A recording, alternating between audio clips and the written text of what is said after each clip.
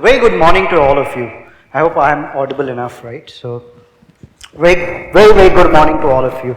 My name is Vishnu Vardhan. I just didn't connect with the introduction that was going on, but I hope they must have said the right things about me.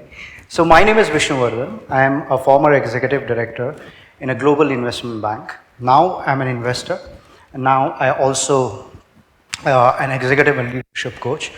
I also do positive mindset coach for students and young professionals. So what I'm going to discuss today, I'm going to discuss a very simple idea of life.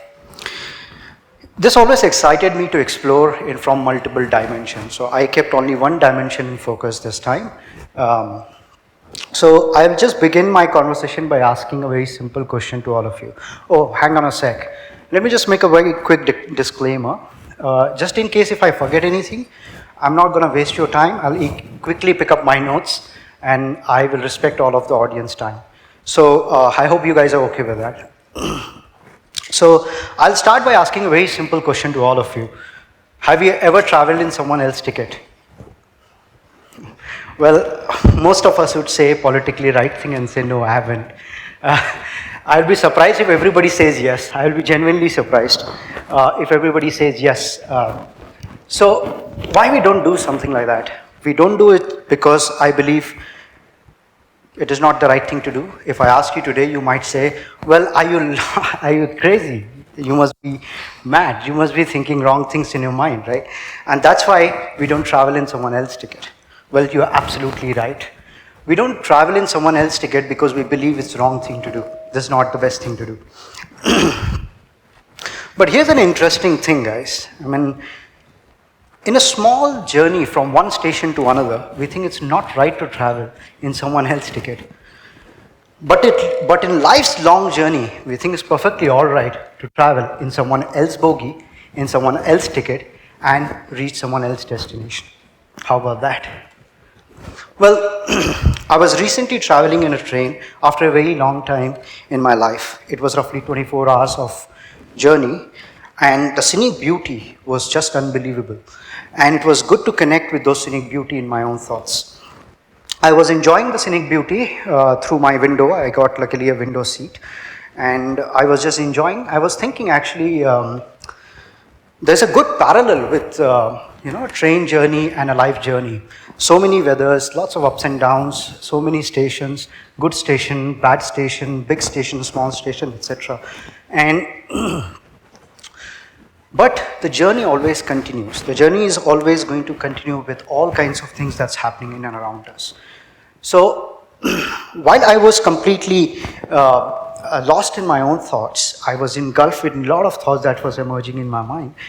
I was suddenly disrupted, or in my chain of thought was disrupted by a noise from a fellow passengers in the same compartment complaining about something so trivial, something so minor, and the scream was loud enough to catch all my attention. Frankly speaking, those passengers never stopped their complaint until they reached their own station. Right, so I consciously chose to bring back my focus to the scenic beauty that I was really enjoying. So I immediately engulfed in my thoughts. So you see, in life, not all the things is going to be good, but it's completely on us as to what we really want to focus upon. And what we really want to focus upon will determine the quality of the journey that we are going to have. If we constantly complain, our journey is going to be outcome of the complaint. If we constantly focus on the right things, our journey is going to be outcome of the same journey. Quite often what happens, our focus is primarily on the people what others are focusing upon. As a result, our journey also becomes kind of a replica of other journey. But why does it happen to us? Why does it happen to us? Well, in my opinion, we all have been conditioned in a particular way to act in an autopilot mode. And what I mean by autopilot mode, I'll share as an example of my own life. During my school days, I was a backbencher. I just can't see if there are any backbenchers out there. No, I guess I have a couple of. So, guys, don't get me wrong. I was a backbencher in my own life. So in my school, I used to sit at the backbench by default. That pattern continued even to the college. And when I entered the corporate life in my initial years, even there it continued. I never paused to think why I was doing it. It was always unconscious and it was always in autopilot mode. Am I the only person who do it? No. The same thing I've observed with many of my friends and colleagues and a lot of people. For example, when they're in a meeting, they're constantly fiddling with the phones. They're checking the news triggers, they're checking social media pages, etc., etc. So it's never end. So the beauty is, should I call beauty? Yeah, let's just stay with beauty. The beauty is they're not even aware that they're doing something like this. So to begin the identification of the pattern, the first thing is that we jump to ask why are we doing it. Here is what I argue. Instead of jumping to why we do it, first we need to understand, are we aware that we are doing it at the first place? To be able to do that, we need to be aware of about our own set of actions and behavior. That's the first step towards your self-awareness.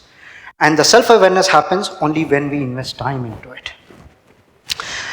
And as an outcome, I started sharing my findings of all this autopilot behavior in my life with my circles, with my friends, my co-workers, etc.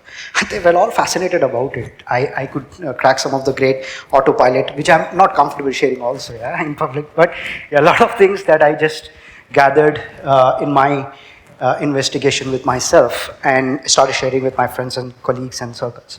They were all fascinated, and I was thinking, why the hell I never did this? The reason, an obvious excuse that I was getting from me within is, I don't have time. I have a busy life. I have lots of things to do. I have a lot of meetings to attend, so on and so forth. The excuses never ended. So the bottom line is, we all have 24 hours in this life.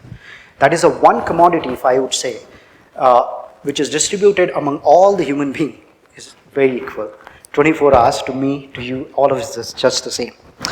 So to spending time with myself is very important. I mean, myself, like all of us, is very important to us. So effective time management can help us carve out the time that is necessary for us to reinvest in ourselves. So when we carve up time, what do we invest it for? Well, let's travel someone else's journey. No, not really. We need to take out this carve up time and invest back into us. And again, that time will be reinvested in creating self-awareness for ourselves. Let me give you an example of an extension of autopilot action. Look at our life, my life particularly. We pass 10th exam, then go to 12th. From 12th, go to college, earn a degree, earn a job or create my own business or just join a startup, whatever. And the list can go on. So it's an autopilot there. From the job or the earnings that we have, we buy a bike, then a car, then a big car, then a luxury car, a sports car, etc., etc. Same way with the housing, the buy the first, excuse me, a small house, then 1 BHK, 2 BHK, 3 BHK. Our jungle is endless, right? And then it goes to a penthouse, then a luxury house, etc., etc. So the race never ends. The autopilot never ends. And what do we do? How do we get rid of this? There's no way to get rid of this. That's the fact. All we need to do is be self-aware about these things that's happening in and around us and make a conscious, reflective inquiry within us as to what we are running for. And when we do that, the first thing happens is very simple logic, the same thing. I don't have time. I don't have conscious awareness about all this. And that's where the reinvestment of time is required to create those things in a more positive sense for us. Now, the kind of work that I do, fortunately, I get to talk with a lot of students and quite often young professionals as well. I'm not counting the executive part of it, but students and young professionals. And I often ask this question whenever I visit a campus and so on. How do I crack an interview in campus placements? How do I crack an interview for a Fortune 500 company like yours? So I always wonder, they are definitely asking this important question, but seldom they're asking this question about the skills, about their, how do I identify my own potential? How do I identify my own limitation? How do I identify my emotional urge? How do I identify my emotional limitations, my inner urge of happiness, etc., etc.? You see, when your learning emerges from your own self-awareness, it is going to offer you an incredible opportunity for yourself. The experience of learning is going to be far more rewarding and enriching in your life. So, in other words, how do we attain that? Obviously, we all are made very uniquely. So, our template of urge is also going to be different. But end goal is always going to be surrounding in and around being happy, seeking happiness. And while we are all built differently, the seeking of happiness and the path to the happiness can't be one template. It can't be relied only on the job of corporate or creating a startup of own or joining a startup company or doing something of only for purely and commercial reasons. It has to be different. In that very spirit, if the job meaning is only the some things that I have just spoken about, is not the only true statement. We have to look at the job. We have to look at the job slightly more broad. The job can be anything in this universe, which gives you the true meaning to your heart, the true meaning to your contribution that you're making day in, day out. The true meaning of what you're contributing to for yourself, your family, the universe that you operate in. And once you attain that, that's where you will get the highest amount of happiness in doing whatever you are busy doing the whole day. How do we do that?